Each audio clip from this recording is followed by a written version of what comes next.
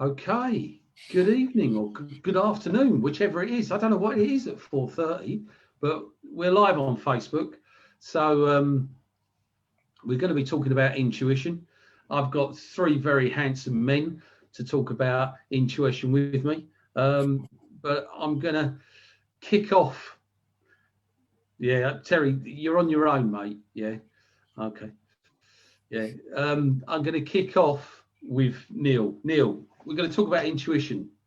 What's your thinking? Okay, so intuition is a process that gives you the ability to know sometimes without direct analytic reasoning, and it's bridging the gap between the conscious and the unconscious part of our minds. Ooh, very good. I like that. Terry, you top that one off, mate. I can't follow Dr. Neil, can I?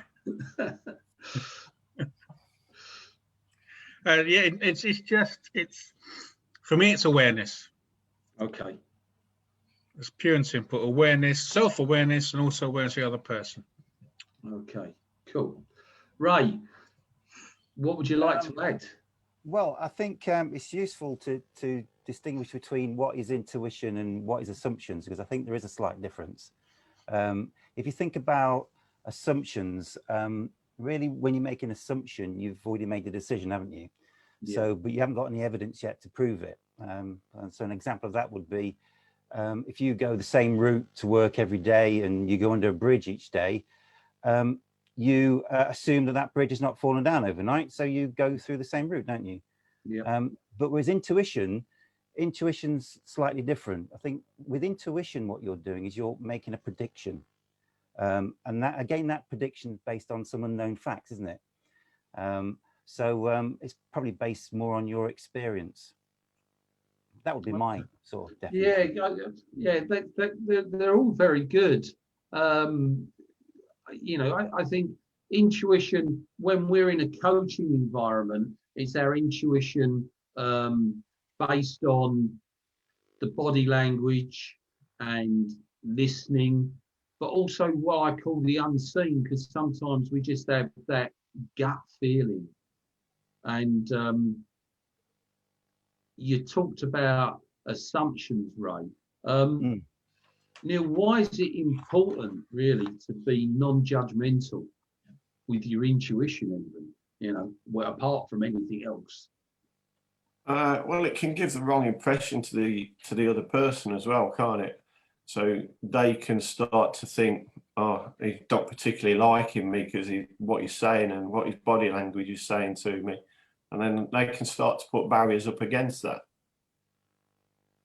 Yes, absolutely. And, you know, I think we all have, you know, we have those voices, don't we? You know, good cop, bad cop sitting on our shoulders. The voices in our head will go, you don't like me. Yeah. Well, I don't like him either. You know, and then the facial expressions, of course, start to give it away.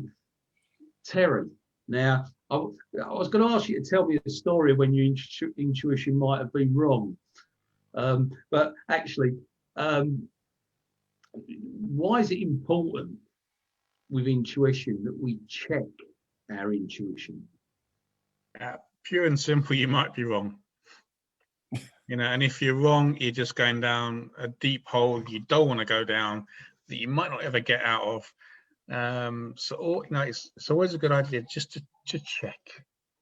Yeah, I think that's a great thing about, you know, you might be wrong, but I sometimes hear people saying, "Oh no, I know what you're thinking." How? Well, you know? It's that it taps into lots of different things, isn't it? Your intuition. I mean, we talk in training about emotional intelligence and, you know, picking up on a pupil's demeanor and their thoughts and feelings, and it's those unexplained things that pop into your head, think something's not quite right here. And unless and that can come from, you know, lots of different areas, including the, you know, one of the main ones, which are right, is body language, isn't it? And it's picking up on all of that stuff. but also, you know, it also taps into rapport in quite a big way, because you spend a lot of time with this person next to you, and over that time you develop an understanding, don't you? An understanding of them, of what their usual demeanor's like, of what their usual attitude towards things or approach is like. So it taps into that. You're drawing off that, and from out of that you've got things like your understanding. So your understanding of the pupil, where they are now, their knowledge, so what they know, what they don't know, what their likes, what their dislikes are, and perhaps what their thoughts and beliefs are. So they all feed in to that thing that you are getting feedback from, isn't it? It's yes, feedback no, to you, isn't it? absolutely. So, and you're using that then to, and all these intuitions spark off that, don't they? There's something not quite right, or there's something right, you know. Yeah. But going back to what Terry was saying about qualifying that, we need to know, don't we? We need to know what's right about how we're thinking, what's not right about we're thinking. And really the only person that can tell us that is the person we're getting all this feedback from. Because until we know for sure, it's not a truth, is it? It's unproven. No, absolutely. So our thoughts and our feelings and what we believe are all unproven until we can get some hard evidence for that. Yeah, that was making me think, Ray, and I'm going to ask Neil this, because I sometimes think, you know, how can your experience, because everything Ray said there made sense with the individual, but how can your experience, as in what we do when we're coaching people, either get in the way or aid your intuition? Neil, what do you think about that? Well, I think it comes down to sometimes your gut feeling, isn't it? And it rises in people individually. So we all know sometimes that, you know, 9 times out of 10 we're going to be right.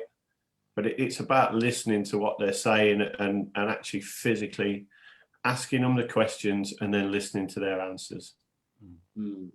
Yeah, because I think what I was thinking of there is that, you know, because there's a lot of similar situations in when we're coaching people, maybe in driver training, for argument's sake, is that, and you're right, that 9 out of 10 people, that is what is happening.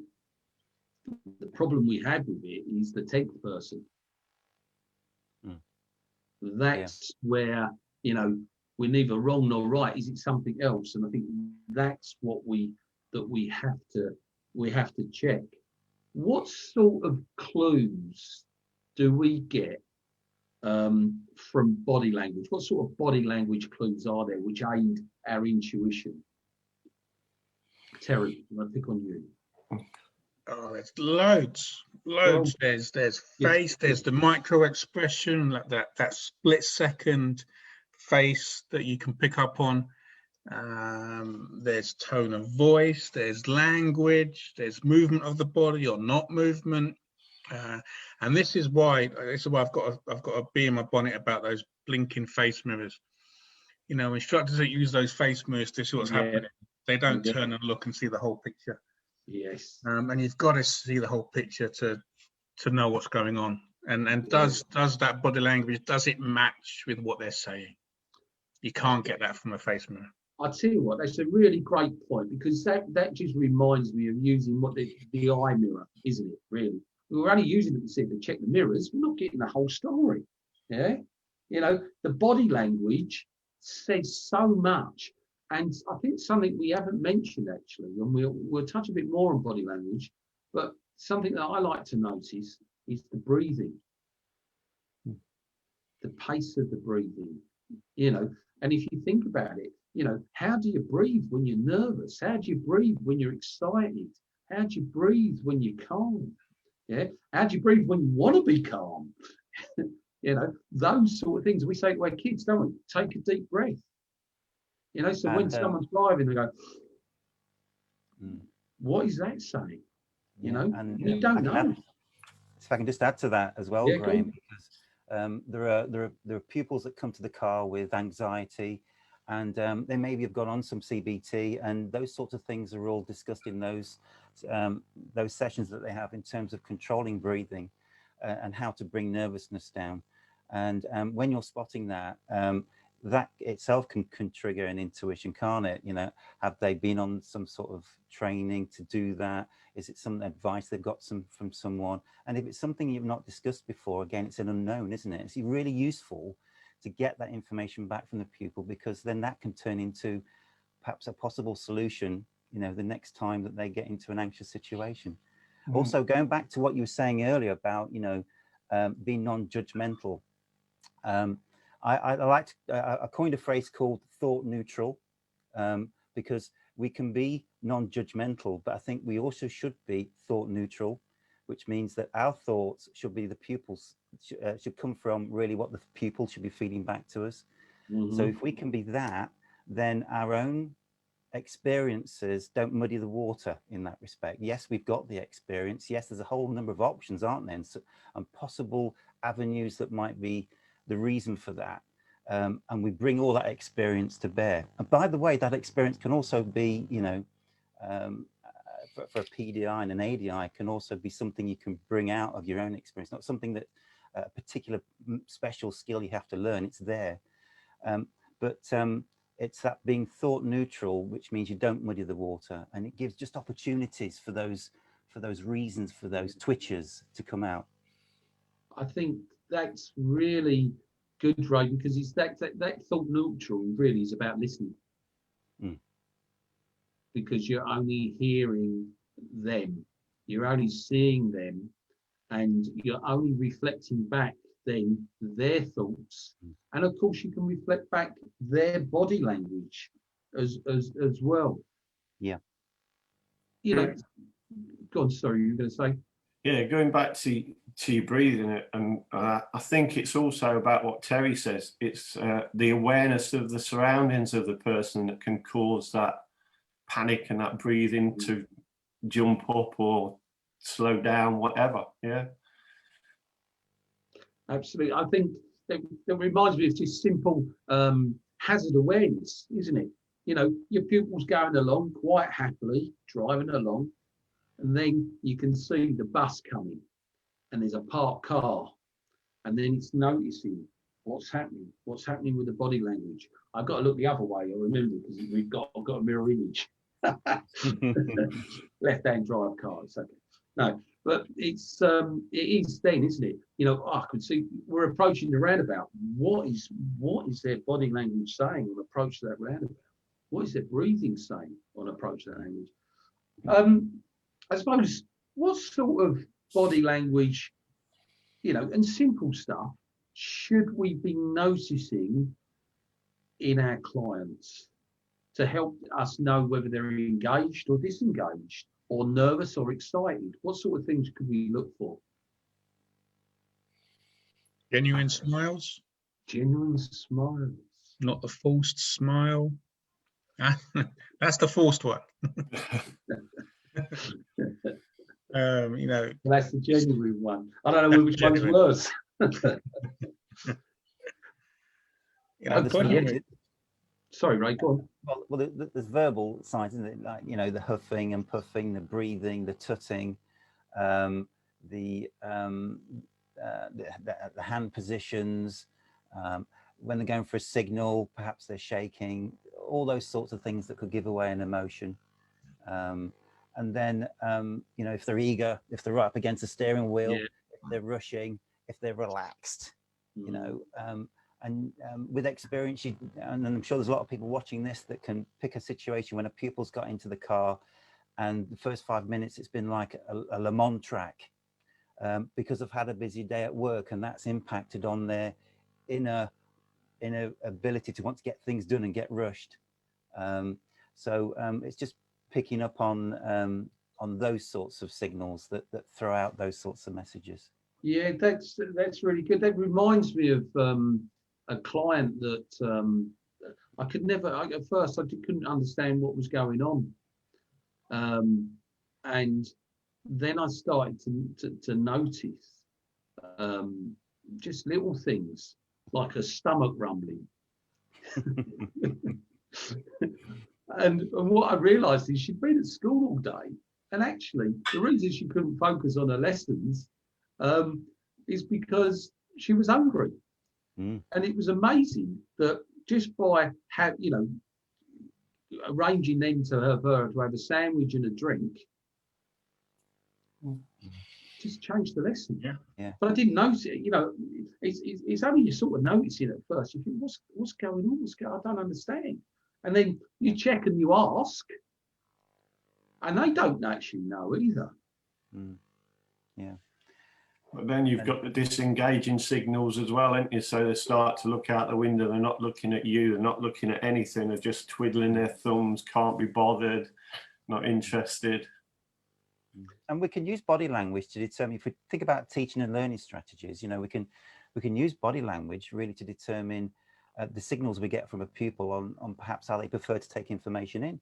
So I mean, if they're visual and they're looking for things, looking to see where their feet is on the pedal, or they're auditory, they're listening quite intently from what they're doing, or they're just giving it a go, they're feeling the wheel, or they're putting a hand on the stick. These are all things that could be an indicator as to how they also prefer to take information in. So it's a useful tool in that respect. Particularly, those first conversations you have with the pupil, they're sat in that side for the first time, they've never been in a driving seat before, and what are they like? What's their demeanor like? Are they introvert, or are they extrovert? Want to give it a go? Already fiddling with things. So there's lots of, right at the very start of the relationship that you have with a pupil, you can pick up on, that gives you a clue gives you a bit of intuition as to what they might be like. Yeah, it's like that one. Are you all right? I'm fine. Yeah. I'm fine. Yeah. Okay, right then. Now what? Yeah. Okay, here we go. We've got to try to, because what's happened there immediately? What have you've lost or you haven't got at that moment in time when that body language, when they come in and they go, "Oh, you're right." They go, "I'm fine." Very poor, isn't it? Yeah. And straight away, this lesson ain't going anywhere. This coaching practice isn't going anywhere until you've got that report back. You're absolutely spot on. Yeah. And it's useful dealing with that right there and then. Otherwise, the lesson ain't going anywhere. I've had situations when I've had pupils get in the car and they've just had an argument with their boss or had an argument with their partner. And we talk about reframing pupils, don't we? But and how an emotion can actually impact on the rest of the drive. And so you've got that little bit of intuition going, something's not quite right here. I can sense something's not quite right. So you pull them over and you ask them that question, talk to me about, and then it all comes out and you realize, well, how can you think when your head's full of all of that? So so then reframing them will then make it an easier path to continue on with the lesson, won't it, Graham? Or there might be situations when you might choose to terminate there and say, look, it's just not, you've had some bad news, today might not be the right time to drive. Yeah, I think it's a really good point. I mean, Terry, if you that made me think what Ray was saying about actually the danger, with your intuition, there's something wrong, and then what inadvertently happens is you get transference, and you're not aware that their body language is transferring to you. And before you know it, have you ever experienced anything like that, Terry? In the car or? Well, yeah. Well, we're sticking the car. We were so no. Yeah. Yeah, absolutely. It's pre-coaching days actually. Happened a lot because I didn't have the skills then to know how to deal with it, and I just feed off them. If they were in a bad mood, it would bring me down. And like I said, I wouldn't know how then to deal with it. I just think if they're in a bad mood, fine. I'll carry on with what I'm doing and try and get the message across. But yeah, it's about, and that's what we'll talk about at the beginning, about self-awareness. You've got to notice when this is happening, and just boom, straight away, let's have a pull over, let's have a chat about this. Okay. So how else do you deal with it? You know, like boom, pull over, let's have a chat about it. But what do you do with, you know, your own body language, your own tone of voice? How do you deal with this? Try and bring it back up. Try and have a mismatch. And then just ask, no, I've just noticed that blah, blah, blah. Do you want to have a chat about it? Anything you want to tell me about? Nothing pressured, nothing, you know, nothing, you're not a counsellor. You're just interested. Absolutely. I usually just tell them a joke, Terry. Do you? I'm guessing that doesn't work very well. I've heard your jokes. Exactly. Yes. There was a little bit of an in-joke there because we had a laughter night last night, and I told a few jokes which it went down like lead balloons as they normally do. We're about 20 minutes in now. I suppose with that intuition, you know, we touched a little bit on listening, okay, and we know the words, and people are saying the right words. How do you really know what those words mean? What are you looking for? I don't care. Ray, would you like to answer that? Well, I think it's that questioning, isn't it? It's making sure that your interpretation, based on your intuition, is correct or incorrect. So asking the pupil just to talk to me a little bit more about what you mean by that. Just get them to expand a little bit. We'll then maybe get those little golden nuggets of information that you're looking for. It's a bit like panning for gold, isn't it? Get those little golden nuggets of information to either confirm or disprove your thoughts about some. Because I tell you, Graham, there's been plenty of times when I've wrongly assumed, and there's been plenty of times when my intuition hasn't been right. And I personally have looked at that as a little moment of development for me. What was it that I missed? What was it that I assumed? Why did I do that? And it's useful when we talk about our own personal development that we understand that we're not going to get it right all the time, and neither should we, because really the person that's going to help us do that is the pupil that we're helping. You know, we're helping them to understand themselves. We're helping them to understand their own demeanor and how that can impact on risk, and pulling them over and talking about that. But yeah, the question technique's really important. Because it really helps to prove or disprove your thoughts, and help the pupil understand what's happening and help them come up with their own solution. Good points, Ray. Ray, again, you triggered some thoughts off of me while I was just thinking about, you know, when you're asking questions and when you're listening back and we're reflecting back what they say, and we may be, you know, using our body language to be open and to encourage them. And I just thought, you know, a great way of checking your intuition is to go, correct me if I'm wrong, but this is what I think you mean, blah, blah, blah, blah, blah. And if you go, it's a nice way, and they go, no, that's not what I mean at all. You go, good. Yeah. Because what you've just said, what you were saying and what your body language was saying, and I'm not telling them that's your intuition. You're going, that didn't match. It's a bit different to straightforward summarizing when you're just repeating the whole lot back, because you're going, okay, let me interpret what they've just said.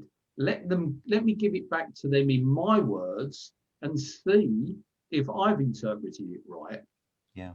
I'm then checking my intuition without challenging them and go, you're lying. I don't believe a word you're saying. Yeah. You know, no way are Leicester going to win the league. Yeah. Did anyone notice Neil's body language at that change? Point? Yeah. Did it just go boom? Yeah. Just like that. What, you know, now he's smiling at me, but I actually wants to rip my head off and spit in the arm. But Yeah, I agree with that, Graham. Yeah, isn't Yeah, it I mean, interesting? I also use. Sorry. I was just going to say body language. Neil didn't say a word, did he? Didn't need to. He didn't need to. I think Didn't need on to the say anything. on the back of what you were saying there about those questions, they're really important questions that you want to know the answer to. And when you've got really good rapport with the pupil, it's those sorts of questions that they're absolutely happy to answer. And this is what I was saying earlier, that you're feeding off there's lots of skills that we're developing and we're talking about here that impact on each other. And with good rapport, you're likely to get a really good response to those sorts of questions. But checking your understanding, am I right in assuming anything like that? Am I right in I see that you're a little bit anxious today. Am I right in that? Those sorts of things. Okay. Right, Neil, is there anything you want to add or sum up before we finish off? No, I think we've covered it quite a lot. That you can learn a little bit more though about intuition, a lot more if you look at it and you look at yourself as well. Yeah, no, I agree. It's a skill that we don't talk about much actually in driver training. It sort of goes by the by. We do a little bit in coaching, but we don't really much talk about it in driver training. And it's a skill that all the other bits, you need all the other bits, rapport, feedback, questioning, listening, to hone your intuition, because without those, your intuition quite often gets skewed off and not right, and we jump to conclusions. Terry, what would you like to say before we finish? Two things, really. Firstly, you didn't check with Neil to make sure that he did want to rip your head off. And secondly, just similar to what Neil said, intuition isn't a black and white thing. It's not something you're either good at or not very good at. If you feel not very good at it, you can always get better at it, always. So those people watching this, you feel that not very good at intuition, that's a yet thing. I'm not very good at it yet. So go practice, go learn about it. And it's just always work in progress, because we do it, don't we? We use that intuition intuitively, without realizing it. Ray, is there anything you want to add? I would just reflect on. Reflect on what the others have said. You get more intuitive with more experience, don't you? But be aware of where you're getting these thoughts from. Qualify them, check them, and just take it a little bit at a time. It's something that will improve in time. But don't be frightened of doing some of the things we've talked about today. Okay, Terry, you want to add something? I forgot. Yeah, one more thing I forgot to say. It's no coincidence that your intuition is generally better with people you know. Yeah, well, go on, just tell us why. Just because you've got that experience behind you. Those of us that have got partners or kids, we know we're a lot more accurate with our intuition with people we know well. Yeah, I will finish with a little story then about my son. Yeah. And it was just simple stuff. When he was growing up, when he was a young lad, yeah, I could tell, yeah, that of one of two things, always one or two things. When he was in a real bad mood, it meant one or two things. It either meant he needed a poo, yeah, okay, or he was hungry. And every single time, yeah, when he was turning into that, God, it's just an annoying little brat. Yeah, it was always, Curtis, go and have a poo. I don't want to poo. I said, do you need something to eat? Yeah. Okay. And the boy would change instantly. Yeah. Once he'd either had a poo or had something to eat. So we'll leave it with that because yeah, and we'll leave it with our happy, smiling faces, and we'll say au revoir to our audience. See you later, guys. See ya. See you next. Thanks for watching. Cheers. Bye-bye. Bye.